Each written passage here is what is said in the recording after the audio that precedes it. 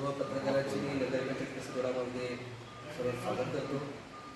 आज पत्रकार परिषद घेण्याचा एकमेव हेतू म्हणजे जो विकास आराखडा हरकती आणि त्याची सर्वात 12 तारखेला होणारी जी सुनवाई आहे, सुनावणीच्या संदर्भात आज मी एवढे दिवस झाले हा विकास आराखडा 2017ला त्याचा ठराव झाला होता आणि आज 8 वर्ष झाले त्या ह्या सर्व आराखड्यामध्ये जे काय घडलं आणि जी लोकांच्या हिताचं आहे, लोकांच्या नुकसानाचं आहे, हे सर्व आज जनतेला समजलं पाहिजे। एवढे दिवस मी पुढची पत्रकार परिषद विकास आराखड्याच्या संदर्भात घेतली नव्हती, पण हा विकास आराखड्याच्या संदर्भात पत्रकार परिषद घेण्याचं कारण म्हणजे काही आपल्या समाजामध्ये असलेले पुढारी म्हणा किंवा नेते म्हणा किंवा काही जे लोकांमध्ये गैरसमज पसरत आहेत, गैरसमज असे पसरतात की नगरपंचायतने काहीतरी मोठं तुमच्यावर लादलेलं आहे, नगरपंचायत नुकसान करत आहे। हे सर्व गोष्टी खोट्या आणि चुकीच्या आहेत। ज्या ज्या लोकांना काही हरकती असतील त्या हरकतींची तर 12 तारीखला त्यांचं म्हणणं आम्ही घेणारच आहोत। त्यापूर्वी पण उद्या आहे, उद्या आम्हाला जर नगरपंचायतीने विचारला तरी त्यांची प्रश्नांची आम्ही सर्व उत्तरं देऊ। त्या विकास आराखड्याचं ठराव 16/3/2017ला पूर्वी झाला होता। त्यानंतर 21/7/2018ला त्याची मुदतवाढ भेटली। त्या विकास आराखड्याची नंतर प्रोसेस असते ती 5/12/2018 रोजी आपण पत्रव्यवहार करून वगैरे सर्व ते मंजूर करण्यात आलं। 19/1/2021 रोजी GIS प्रमाणे पूर्ण ELUचा आपण जे एक संस्था निवडली होती, Tandon urban solution private limited आणि नगरपंचायत विकास आराखड्याच्या TP नगर रचनाकार ह्यांची संस्था निवडली होती आणि ही सर्व नगर रचनाकार यांचे काही अधिकारी ह्या आराखड्यासाठी त्यांच्यानी निवडले होते आणि हा सर्व आराखडा आणि ELU त्यांच्या मार्फत नगरपंचायतला भेटलेला आहे। आणि हा आराखड्याचा सर्व जे ओपन प्लेस, जे काय रस्ते, जे काय घरं जी होती ती ELU मध्ये फायनल झाली। त्यानंतर नगरपंचायत बरखास्त झाली, आपलं प्रशासन लागलं। प्रशासनाच्या काळामध्ये ELU प्रसिद्धीकरणात आला 2021 मध्ये।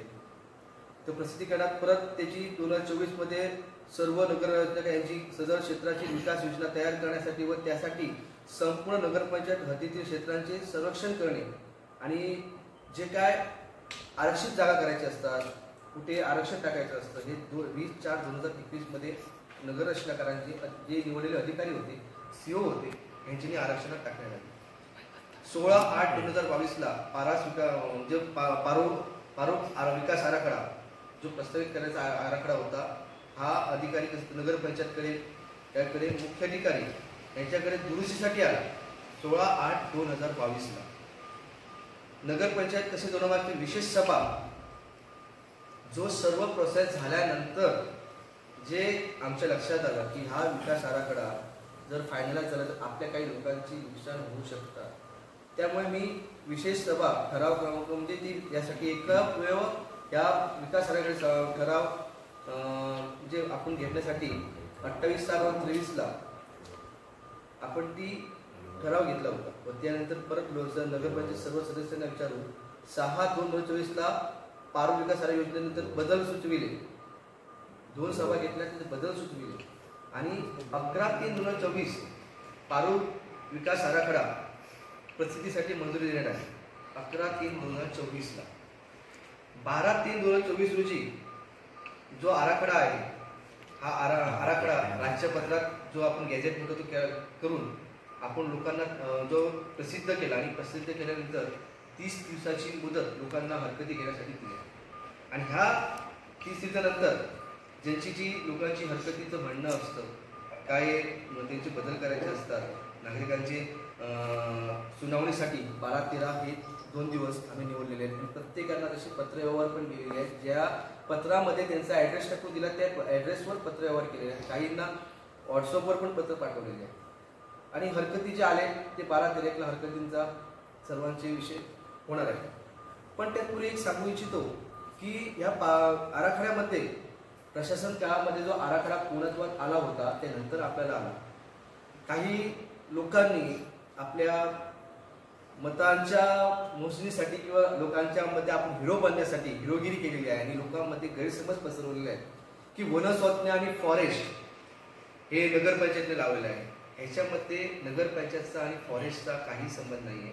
ग्रामपंचायतच्या कालापासून फॉरेस्ट आणि ही आपली जे वनस्वत्न ह्या जमिनी पूर्वीपासूनच आहे. हा आराखडा मंजूर करण्यासाठी नगरपंचायतचा नगराध्यक्ष म्हणून माझा या जनतेच्या एका हितासाठी हा आराखडा आमच्या कागदीत मंजूर व्हावा यासाठी जे मी काही प्रयत्न केले मंत्रालय स्तरावरून किंवा सर्व याच्यामध्ये याचा ह्या पुऱ्या सिंधुदुर्ग जिल्ह्यामध्ये जर समजा आराखड्यामध्ये जर सर्वात अग्रेसर आणि एक नंबर असेल तर आपला नगरपंचायत कसंही जोडावा. जे आता आपला नगरपंचायत गोवाच्या बाजूला आहे. मोपा एवढं मोठं एअरपोर्ट होणार आहे. तसंच बाजूला मोठी MIDC उसप ह्या ठिकाणी होत आहे. परत आमची स्वतःची MIDC नगर आपल्या दोडामार्ग तालुक्याची पण आता कंपनीज येत आहे आणि हे केंद्रबिंदू दोडामार्ग असल्या कारणाने विकास हा झपाट्याने होत आहे आणि नगरपंचायतचा हा आराखडा लवकरात लवकर होणं ह्या एक फक्त माझ्या मनात इच्छा होती आणि लोकांच्या फायद्यासाठी केलेला आहे. जे रस्ते दाखवलेले आहेत, जे काही आराखड्यामध्ये रस्ते दाखवलेले आहेत त्यांची हरकती आहेत, ज्यांना काही प्रॉब्लेम आहे आपल्या जमिनी जात आहेत त्यांनी हरकती घेतलेल्या आहेत.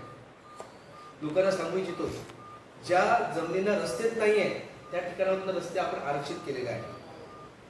आपण पण विचार केला पाहिजे की आपल्या दारात जो रस्ता येतो तो कोणाच्या जमिनीत न देतो, जी वीज येते ती कोणाच्या जमिनीत न देते तेव्हा तोपर्यंत तो रस्ता येत नाही. कुणीतरी त्याच्याने टॅग केलेला असतो रस्ता आपल्या जमिनीचा. हे सर्वांनी समजून घेतलं पाहिजे. पण जसे कोणाची एकदम अन्याय होत असेल त्याचा आपण जी कमिटी आहे ती कमिटीवर आम्ही पण आहोत.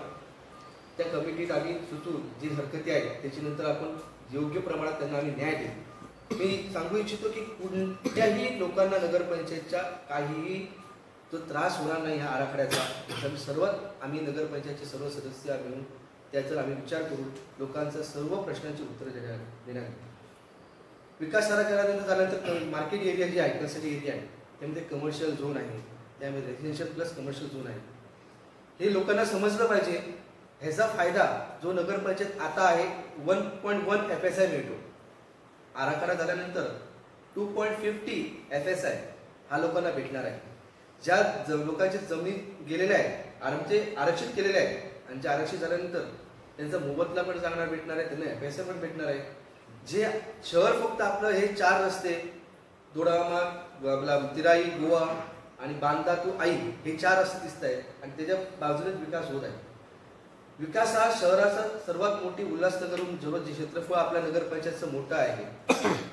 फक्त काही भागात आपला डेव्हलप होत चालला आहे आणि काही भाग तसाच पडून आहे. शेती लोक करत नाहीये, त्यांना रस्ता नाहीये. त्या अनुषंगाने त्या लोकांचा फायदा व्हावा आणि शहर पण वाढावं त्या अनुषंगाने काही बायपास पण आपण केलेले आहे. त्या बायपासमधून काही लोकांच्या जमिनी खरेच काहीतरी कोणाची 4-5 गुंठे जमीन असेल आणि जात असेल तर ते आम्हाला पण नको आहे. त्याच्यावर आम्ही विचार करून त्याच्यावर काय निर्णय घेणार आहोत. पण ही सर्व सांगण्याचा आणि पत्रकार परिषद घेण्याचा एकमेव हेतू की कुणाही लोकांना कोणाचं नुकसान व्हावं आणि कोणाला त्रास व्हावा हे हेतूने आपला विकास आराखड्याला आम्ही प्रयत्न केला नाही आहे. सर्वांचं फायदा होणार आहे, सर्वांचं भलं होणार आहे. येत्या 25-30 वर्षात नगरपंचायत आणि हे आपलं दोडामार्ग शहर असं राहणार नाही आहे. आरोग्याने भरपूर बदल होणार आहे. फास्ट डेव्हलपिंग सिटी सिंधुदुर्गातली आणि फास्ट डेव्हलपिंग जे डेव्हलपमेंट चालू आहे ते दोडामार्ग नगरपंचायत शहरामध्ये आहे. एवढं फास्ट डेव्हलपमेंट कुठेही नाही आहे. जे मोठे मोठे प्रोजेक्ट पण आता दोडामार्ग शहरामध्ये येणार आहे. जे गोव्याच्या धर्तीवर प्रोजेक्ट आहेत ते दोडामार्ग शहरात येणार आहे. या अनुषंगाने लोकांना फायदा व्हावा विकासाचा दृष्टिकोनातून हा मी आराखडा आपल्या सर्वांच्या सहकार्याने ह्याच्या आपण लवकरात लवकर मंजुरीसाठी आम्ही घेतला आणि तो अंतिम टप्प्यात आहे आणि तिची 12-13 तारीखला जी सुनावणी आहे त्याकरिता सर्वांना न्याय मिळवून देण्याचा आम्ही नगरपंचायतमधून नगराध्यक्ष म्हणून सर्व सहकारी त्यांना प्रयत्न करणार आहोत. फक्त काही लोकांच्या ऐकण्यावरून काही लोक आमचे हितचिंतक पण आहेत आणि हितशत्रू पण आहेत राजकीय. त्यांना एक मी ह्या पत्रकार परिषदेच्या माध्यमातून सांगू इच्छितो, लोकांचे गैरसमज करू नका, लोकांच्या भावनेशी तुम्ही खेळू नका. लोकांना उगाच काही पण सांगून मिसगाईड करू नका. लोक हे 12-13 तारीखनंतर लोक समजतील आणि तेच परत त्यांना तुम्हाला परत काही विचारतील. त्यामुळे त्यांना मी एक सुचवतो, जे काही पुढारीपणा करून लोकांना जमवून फोन लावून असा केला आराखडा तसा केला करा मिसगाईड करत आहेत आणि आपली फक्त स्वार्थासाठी आणि आपल्या फक्त फायद्यासाठी जे काय करत आहेत त्यातील थांबावं. उगाच मला त्यांची नावं घेऊन त्यांच्यावर कारवाई करायची मला गरज नाही आहे. त्यामुळे आपली राजकीय उंची बघूनच, आपलं राजकीय कारकीर्द बघूनच त्यांच्यानी पुढचे पाऊल उचलावे. या विकास आराखड्याची सर्व लोकांना, जनतेला फायदा होणार आहे आणि सर्वांचं भलं होणार आहे. एवढंच सांगून मी आजची पत्रकार परिषद थांबवतो.